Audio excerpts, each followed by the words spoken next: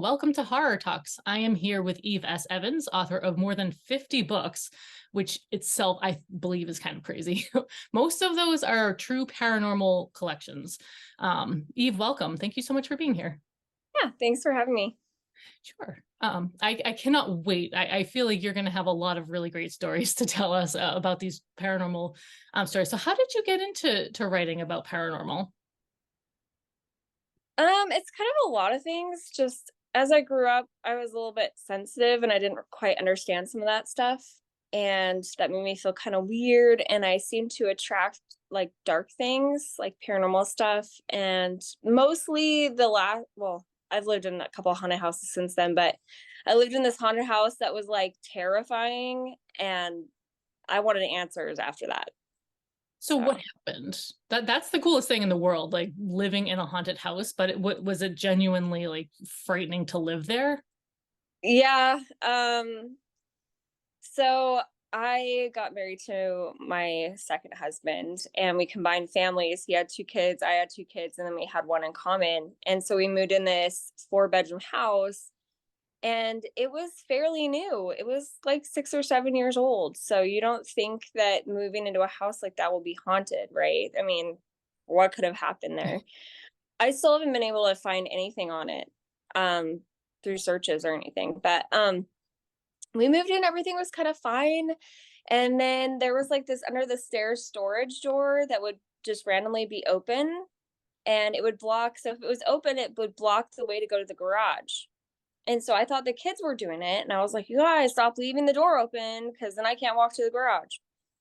That would happen often. And then the next one that happened is my husband and I were sitting on the couch and we're not usually up that late. We're usually like 11 and it was like 1 in the morning and we heard little footsteps like running down the hallway, like da da da, No. and and we were like, oh, okay, that's my daughter. Was afraid of the dark, my youngest daughter, and she would run to the bathroom and then run back to her bed. And so we're like, oh, that's just Crystal. And then we looked at each other, we're like, wait, we don't have any of the other kids but our son. So we went up there and investigated because he was 6 months. He couldn't walk. Yeah. So we couldn't figure anything out. That was really creepy. And then the next one that happened was we had this little claw machine from Walmart for the kids, and it would play clown music. And as the claw, the time started running out, it would go faster. So I'm downstairs working and my son's napping and the other kids are in school. And I hear da da da da da da da da da da. And this is in the middle of the day. So it's not as freaky. But I'm like, that's weird. And I go up there and I unplug it. And then I go back down and I work. And about 15 minutes later, da da da da da da. So I call my husband and I'm like, the thing is going off and I unplugged it. And he goes, well, did you check for batteries? And I was like, oh, well, no. Okay. Go up, take the batteries out. 15 minutes later, da, da, da, da, da, and I'm like, I call him and I'm freaking out. And I'm like, what do you? I don't want to touch it. I don't want to be here. So he had me put it in the garage and then he threw it out. So Then, creepy. yeah, then all the kids had nightmares and saw shadow people. And I used to actually, I haven't had them in a while, but knock on wood. I used to get night terrors and sleep paralysis like once a year because I have anxiety. And when I lived there, it was like once a month. And then after a little bit, it was like every 2 weeks. And then it was every week. And then I was having them every other night.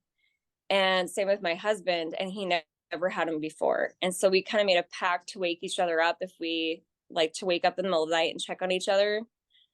So there was that.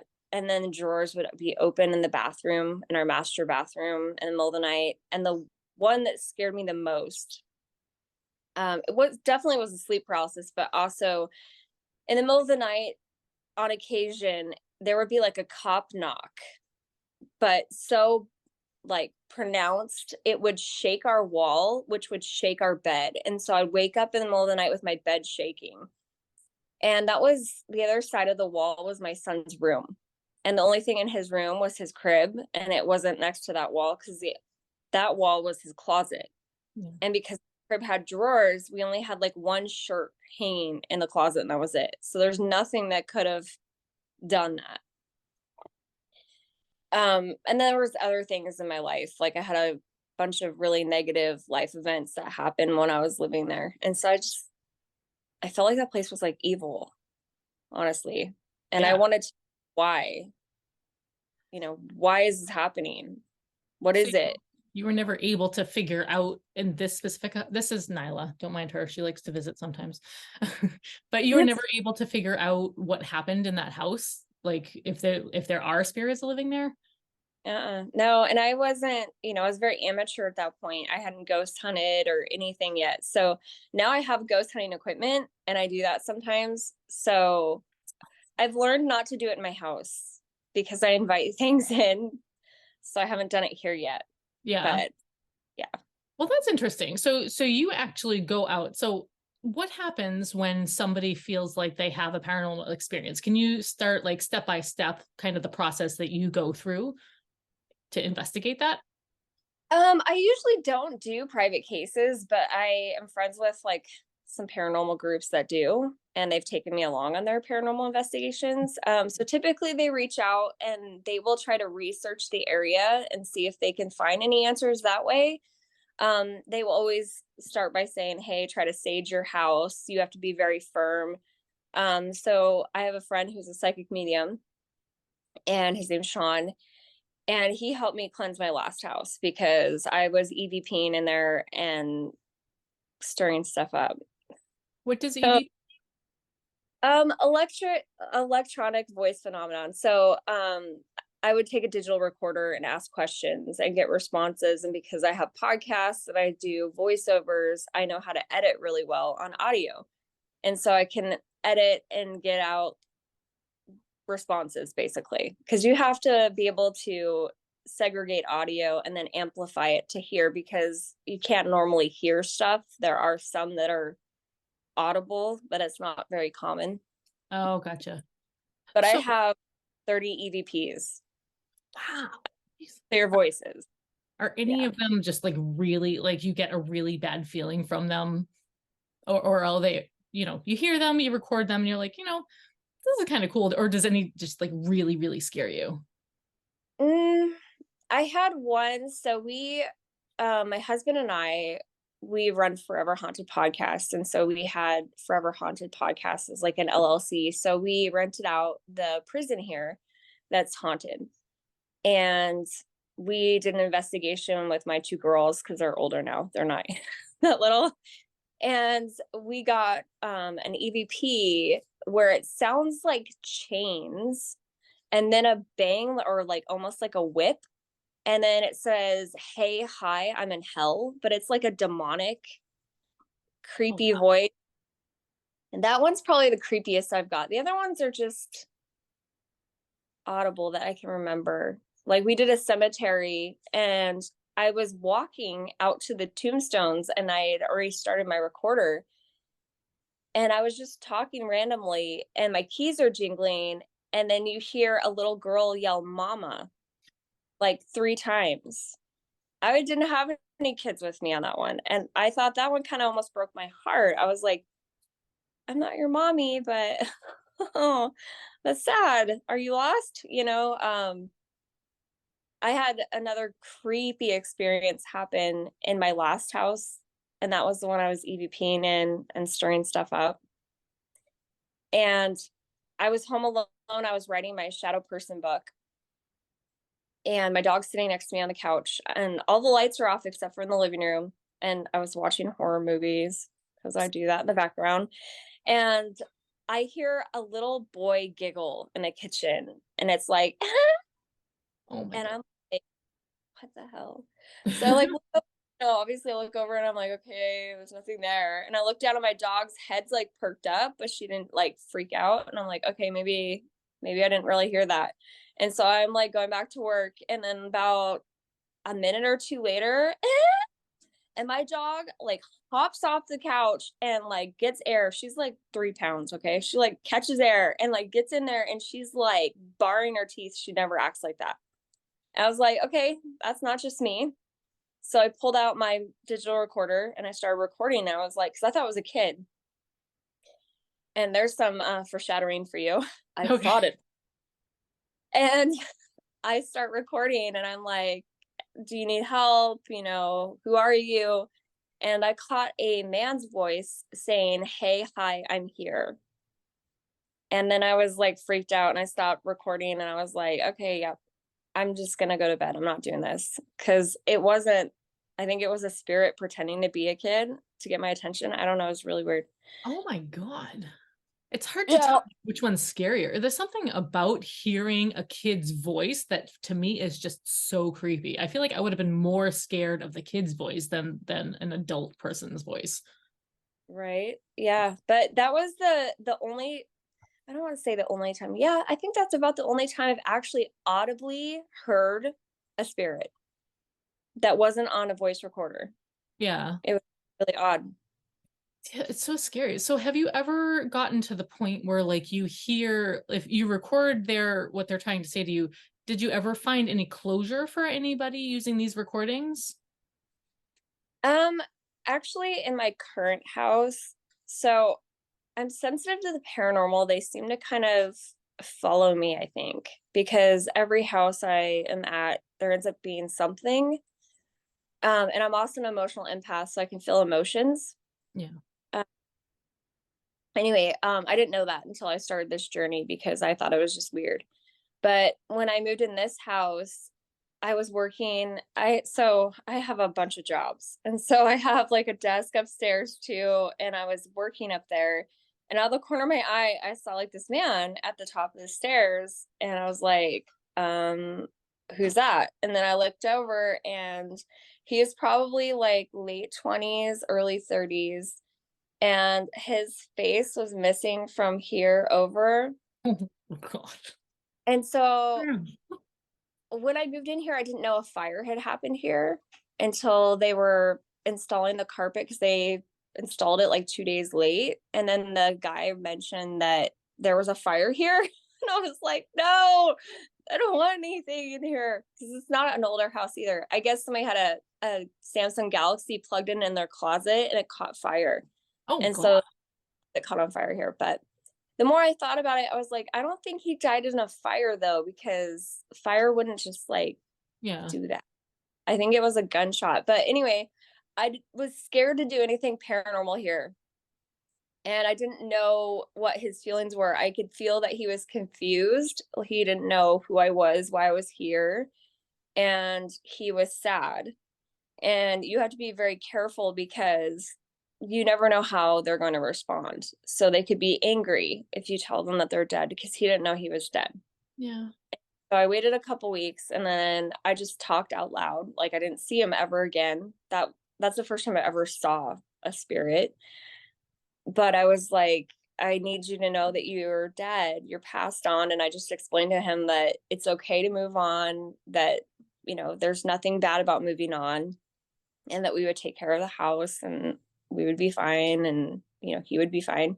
And I felt like everything kind of lifted. My daughter, before I did that, my daughter would hear walking around in the middle of the night, and I don't feel like he was a bad spirit. He was just lost, honestly. And then nothing bad's happened since then.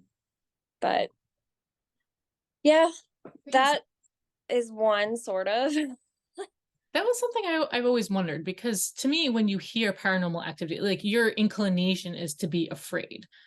But they don't always have to be scary then in that case. It's just, lost spirits. So in this case, like he wasn't threatening at all. He just didn't really know what was going on. Yeah, yeah, But I like, think he was stuck, but yeah, he's not here anymore. So wow. yeah, I don't So want any more here.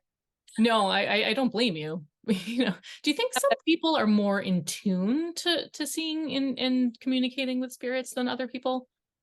Yeah, I think definitely there's more sensitive people who are more open-minded. I think probably the more open-minded you are, not just like spiritually or with paranormal. I just think if you're a more open-minded person, that you're probably more susceptible to that because Yeah. you're willing to, entertain possibilities. But I also feel like the more you invite it in and the more you dwell on it, the more you manifest that stuff in your life. And that's why where I'm at now is I still love writing about the paranormal. I talk about ghosts all the time.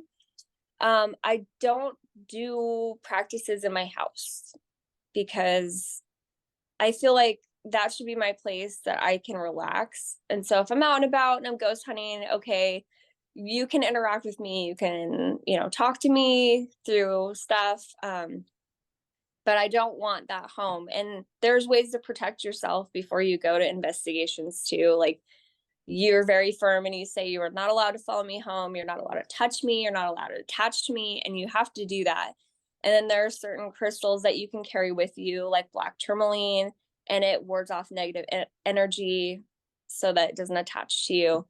I didn't used to do that when I was messing around in my house because I didn't know about all the crystals until I got more into investigating. But you have to make sure that if you're going to mess around with it, that you're protected. Imagine it's scary enough to come into like a situation where there are spirits, but to have one attach themselves to you, I feel like that is scarier than anything. And I didn't know about crystals either. So what did you say it was? Black what? Black. Oh, I think you say that one more time, you got cut out. Black tourmaline. Oh, okay. All right. Yeah. So that's actually really good to know because I mean I've read about it, in kind of haunted horror like fiction. I've heard, ghosts kind of attaching themselves to you, but I didn't know that was something that could actually happen. And that to me is just so scary. I definitely think it can. Again, my friend Sean, he's in a paranormal group. He is a psychic medium and they investigate some really bad places and they do protect themselves, but he was honest with me and was like, I wasn't doing my protection as well as I should have. And he actually, I think for about a year, he was something attached to him because he was always very bubbly and sweet. And like for a year, he was like, I hate my life. Like he wasn't like suicidal, but he was just like, everything's down. And he was always negative. Yeah. It was him. And I was like, dude, there's something going on with you. And then he finally explored it and was like, yeah, I'm better now. So you just have to be careful, even if you're sensitive and you know what you're doing. Yeah. Okay. So here's my question. So you said he's a psychic medium. So I've gone to a psychic medium who, called spirits, of people that I've known. How do you feel about that? Do you think that that's a good idea or a bad idea to actually call spirits to you? I think it depends on the person. Like if they know what they're doing, like he did a bunch of training under another psychic medium. Um, so I think that what he does is good, but I think some people do it for kind of sport, Yeah. but they don't really have the training and they may not be calling out the right stuff. My mom passed away 8 years ago, the year I lived in that terrible house, the one I call the terrible house. Yeah. And I went to a psychic medium before I did this journey, trying to talk to her. I don't feel like the medium I saw was legit at all. Like it was just the things that she was saying, like, there's a man here to talk to you. And I'm like, okay, who, like, anyway. Yeah. So I think it just depends if you have the formal training and you know what you're doing. Yeah, I know exactly what you mean. The woman that I saw, one of her first things is, oh, I sent somebody here who loves to cook. I'm like, that could literally be anybody. I'm like, oh wait, that's my grandmother. You know what I mean? Right. So I can see how it would be really great to kind of get some closure. But some people, like you said, might not be, they might not actually be quite as in tune as they want you to believe that they are. But I want to talk more about the books that you write because you have so many. So I wrote down a few of the titles. Like these sound incredible. So the ghost stories of first responders, which I've read quite a few stories in that book, which I love those. Haunted murder houses, which I wish I had seen that one first because I definitely, out of all of those, that one sounds the most intriguing to me. There's paranormal pets, Halloween hauntings, graveyard hauntings. So my first question is, where do you find people who are telling you these stories? Because there's so many. Well, when I first started my journey, actually, on a couple occasions, I ran Facebook ads and I just said, hey, I'm starting a new podcast. I'd love to interview anybody that has paranormal stories. I didn't end up continuing that podcast because I got too busy, but I still took all the interviews. So I've interviewed over, let's see, it used to be 200. So it's probably about over 300 people now, and got their stories. And then obviously on top of that, I have like friends, family, friends of friends that have all reached out to me, or people message me and they go, oh, I read your book and here's my story and you can include my story. And I usually do them anonymously. I don't put names in there because probably 3/4 of them have wanted to remain anonymous, whereas some of them didn't. They didn't care. But I just thought it was easier to just do it as stories, kind of anonymously. But yeah, I've interviewed all of them. I've even put posts out on Reddit. Reddit's a really good one that I've had a lot of responses on too, especially for the first responders. I've had a lot of them reach out through Reddit. Yeah, So I like that. Yeah, Reddit all seems of the place to be for that kind of thing. Are there any stories that kind of, stuck out to you that you just, once you read it or heard them talking, you just kind of, it like gives you chills? Man, honestly, when people ask me that now, like I actually have to study my books before interview because I've written so many that kind of blur. But there's one where this mom was home with her daughter. I believe it's called Help Me. And it's in one of my earlier books. I think it's in the Shadow People one, maybe or a little bit earlier than that. But they ended up calling 911 because they thought an intruder was trying to get into their home, but the mom kept saying that it was like a spirit that she'd been seeing, and the daughter was scared. And then you hear like the door being, banged on and all this stuff. And by the time first responders got there, the daughter was underneath the bed and the mom had died. But she wasn't like clawed apart or anything like that. She actually died from fright. So whatever she saw scared her to death. That is so scary. And It, were the kids around? Did they see her or? it was just the daughter, and the daughter was the one who told me the story. And I was like, did they ever follow up, like, on anything else? And they were like, no, because she just had a heart attack. There wasn't like a lot of other signs of anything, a break in or anything. And I was like, that is just creepy. So that one kind of stuck with me. And then there's another one where a neighbor died, and like I think it was a murder suicide. It may have been in my haunted murder house one. Um Basically this kid was 14 and he was babysitting his sister or whatever, and the ring camera kept going off. And it was like the spirit of the neighbor like setting off this ring camera, and it was really freaky for them. And I was like, that's, I don't know, that's creepy. So those are the ones that kind of stick in my head, but I have so many. Yeah, it's quite the collection. And the interesting, so I was going through your catalog of books, and most of them are these true collections, of paranormal stories. So, but I saw that you actually also write fiction too. Do you want to talk about any of your fiction books? Like which ones, if I were to pick up one of your fiction novels, which one should I read? Well, most of them are psychological thrillers, but I always put paranormal in there too. I just can't not. I don't know. So they're kind of like thriller slash horror, but kind of light horror. They're not really gruesome, except for I'm writing one that might be a little bit more that way. Beneath the Water was my favorite so far.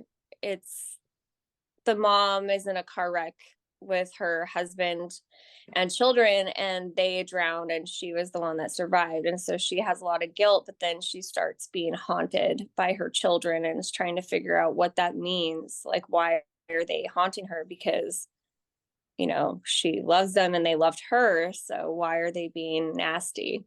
And that's all I'm really going to say about that one. But that one was probably my favorite, and it did the best.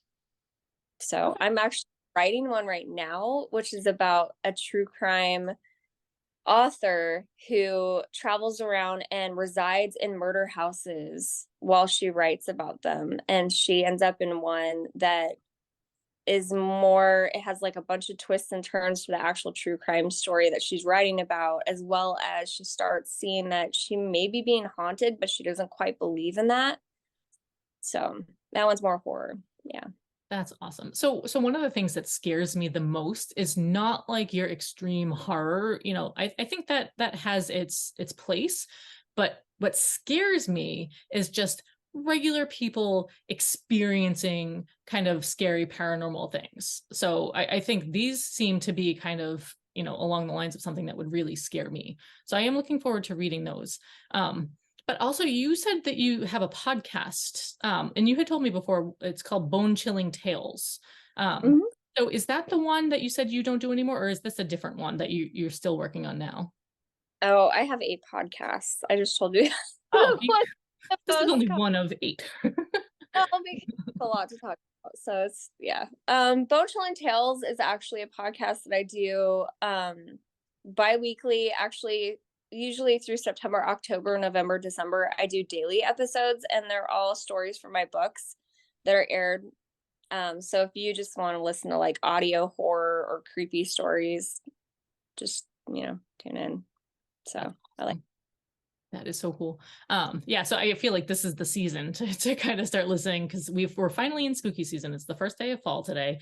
Everybody's got their pumpkin spice lattes, and we're ready to hear some scary stories. So go listen to Bone Chilling Tales, wherever you find your podcasts. Mhm. How's that for an advertisement? There you go. So you also told me before this interview started that you were adopted. So I'm curious, have you ever gone back to look for your biological parents? I did. I found them in my early 20s. Yeah.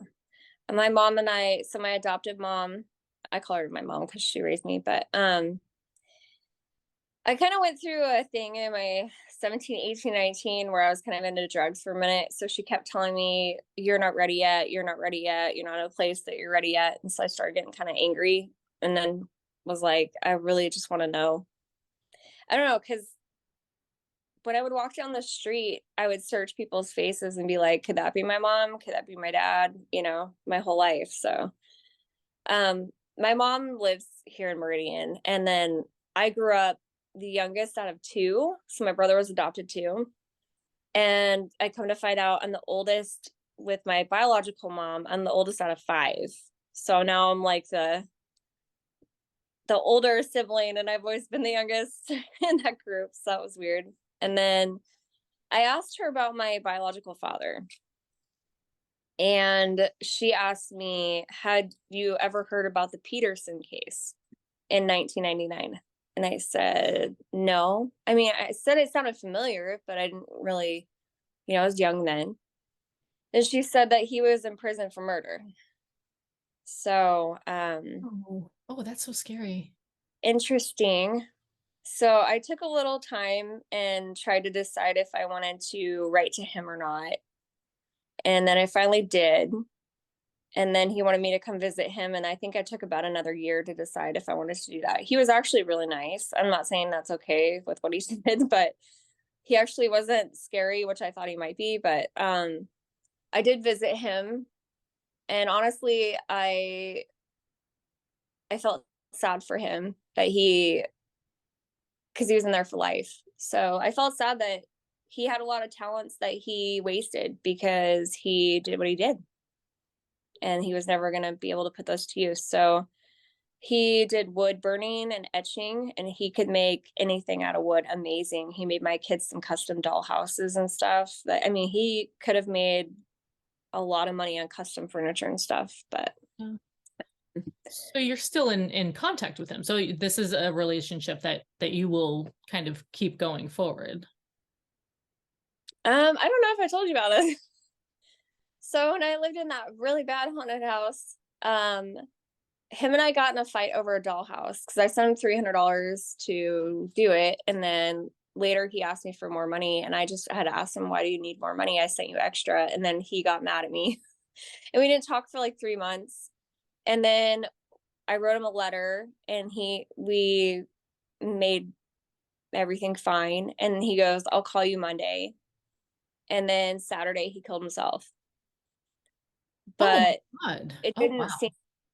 he would do that.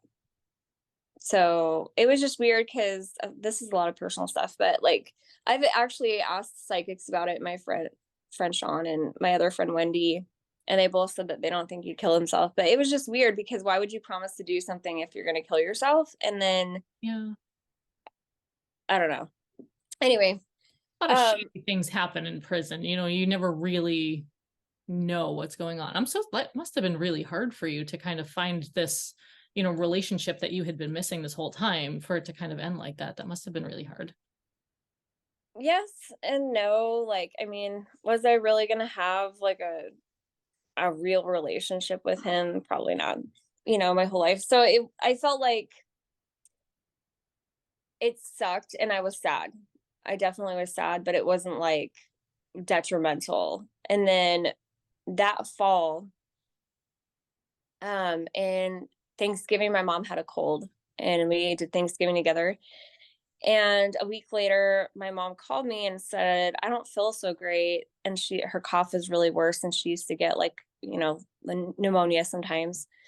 And I said, well, let me drive you to the doctor. And she goes, oh, no, no, I'm fine. And she drove herself. And when she got to the doctor, they called an ambulance because her lips and nails were blue from lack of oxygen. Oh, oh no. And on life support immediately because her kidneys were shutting down. And so my mom got a cold and she died a month later. So all that Oh, happened while I lived in this house of horrors. And I want to think that it may have had some influence on it, like just because of the negative. Um, but obviously I can't say that and I don't really want to believe it because how can a house really influence like that kind of stuff? But it was just odd. I had a lot of really bad stuff happen when I lived in that house. yeah. And losing my mom was way different than losing my bio dad because I mean my mom was like my rock. So Right. Yeah. So this is your adoptive mom, the mom that raised you, basically.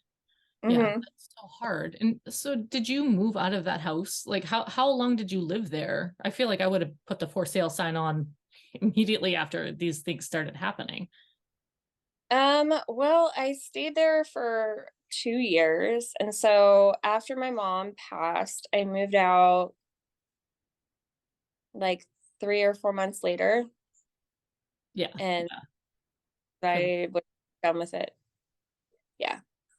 Man, that's so scary. So what advice would you give someone who is kind of experiencing the same sort of thing? Should they, hire an investigator to kind of see if they can figure out what's going on? Do you think they should just leave the situation immediately? I think it depends on the situation. If it's really bad, like the house I lived in, I would just say leave because I think there was more than one entity there. Like I can't confirm that because I can't investigate there, but there was different haunting types there. Like there's different types. There's like residual, there's poltergeist. And poltergeists are the trickery ones. And I definitely think there was poltergeist activity in that house, like a lot. I think there was demonic activity in there too, because I think the night terrors were related to something different. Um, but I've done a lot of research on all of that. There's different ways. If you feel like there's multiple entities in your home, there's different explanations for it. There's what we call way lines. So it's almost like a highway for the dead, and they walk along this highway. And if your home is built on way lines, you could get passing spirits constantly. And it could be different hauntings, and they're just passing through. They're not going to stay. You just happen to be on way lines. So that is one explanation for that home. Or sometimes when you do things in your home or it's already there, you can create a portal and invite negative things in, or you can move into a home where there's already a portal. And again, you can have different types of hauntings coming in and out because things are peeking through. So I think that house either was built on way lines or it had a portal in it. And honestly, it could well, no, because some of that haunting started before there's I don't know. I was gonna say some of my negative could have done that, but maybe after a while, I don't know.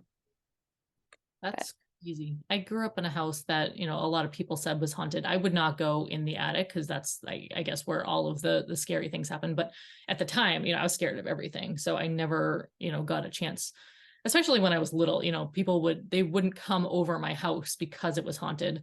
But I had never experienced anything myself. But it's crazy to think about the fact that, spirits might just come passing through, and it's almost kind of cool if you think about it. Like, do they have a destination? Are they going from, wherever they passed to a better place, or are they just kind of lost? yeah, I have no idea. Honestly, I have not looked up where they go on the way lines. I Yeah. just have that way lines are like a highway for the dead to walk and travel. And I was like, that makes a lot of sense. I think that and a portal, or maybe it was both. The portal was more for the evil, and then there was still some passing, and they kind of like muddled, and I couldn't really tell what was, not so scary of a haunting and what was really terrifying. So, Mm, yeah. that is nuts. Oh, I'm scared. So we don't have a whole lot of time left. I have the Zoom that cuts us off after 40 minutes.